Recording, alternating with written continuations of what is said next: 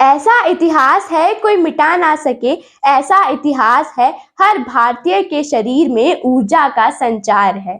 ऐसा इतिहास है धमनियों में रक्त का तेज प्रवाह है। यह इतिहास है तीसरे पानीपत युद्ध के वीर मराठों का, आज हम सब उन्हें नतमस्तक है। मेरा यह भारत देश सदियों से ही इस धरती के गले का अमूल्य आभूषण रहा है।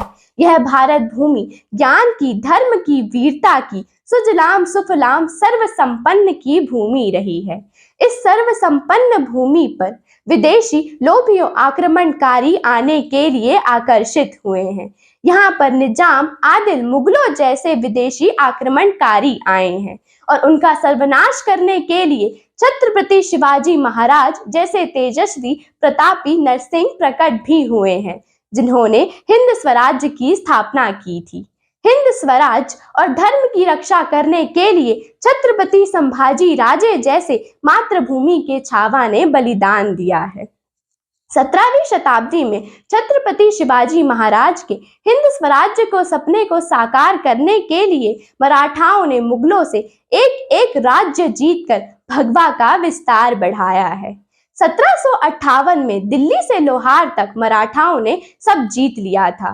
तैमूर शाह दुर्रानी जैसे विदेशी शासक को भगा दिया था। तैमूर शाह दुर्रानी अहमद शाह अब्दाली का पुत्र था। यह बेटे की हार अहमद शाह अब्दाली पचा नहीं पाया और उसने भारत पर आक्रमण कर दिया और छल से 1760 में मराठा सेनापति दत्ताजी की हत्या कर दी। जब यह बात पेशवा बाजीराव को पता चली तो उन्होंने अब्दाली को रोकने के लिए सेनापति सदाशिवराव भाऊ और प्रधान सेनापति विश्वासराव को सैन्य दल के साथ भेजा। दूसरी तरफ अब्दाली की सैन्य दल सदाशिवराव भाऊ की सैन्य दल से ज्यादा थी। ठंड की खास तैयारी के साथ आई हुई थी। उनके पास चमड़े के कोट थे और उन्हें अवध के नवाब सुजाउद्दीन दौला की सेना का साथ मिला हुआ था। इस युद्ध के लिए मराठाओं ने कुछ हिंदू राजाओं से मदद मांगी, लेकिन उन्होंने यह युद्ध अफगानी और मराठाओं के बीच में है यह सोचकर किसी भी हिंदू राजे ने उनका साथ नहीं दिया। 14 जनवरी 1761 को पानीपत की भूमि पर दोनों सेना आमने सामने थी और दूसरी तरफ महीनों की घेराबंदी के कारण मराठाओं के पास अन्न की कमी थी, लेकिन फिर भी मराठा सैनिक अन्न का अंतिम कण अपने मुंह में रखकर लड़े। जनवरी की कड़ाके की ठंड में मराठा सैनिक धोती कुर्ते पर हर हर महादेव का नारा लगाते हुए बड़ी ही वीरता से उनसे लड़े।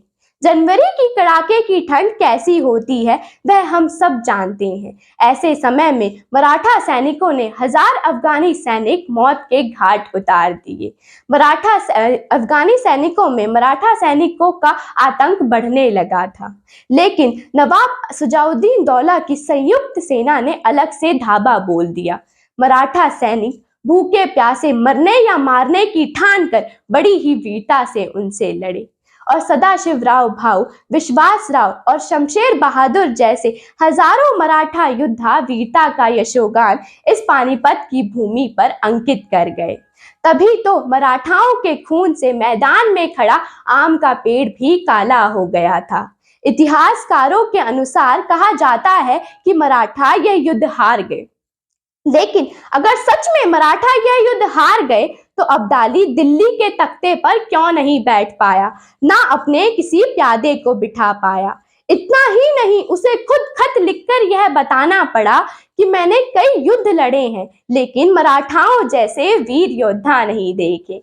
मुझे बड़े ही भारी मन से कहना पड़ रहा है कि अब मुझ में ताकत नहीं है जो मैं वापस हिंदुस्तान आ सकूं, और मैं बहुत ही भाग्यवान हूं जो मेरे दुश्मन मराठा हैं और वे इतने बहादुर हैं। इसीलिए मराठा हार कर भी जीत गए। बस अंत में इतना ही कहूंगी, पानीपत पराजय की कहानी नहीं, यह मराठाओं की अनुपम धैर्य, शौर्य, अलौकिक त्याग की उत्कृष्ट राष्ट्रभक्ति है। धन्यवाद। जय हिंद, जय भारत। अगर आप सभी को मेरी वीडियोस अच्छी लगी हो तो प्लीज इस वीडियो को लाइक करें, शेयर करें और कमेंट करें, और ऐसी ही नई नई वीडियोस देखने के लिए दर्शना चौधरी यूट्यूब चैनल को सब्सक्राइब करें और दर्शना चौधरी फेसबुक पेज को भी फॉलो करें। धन्यवाद।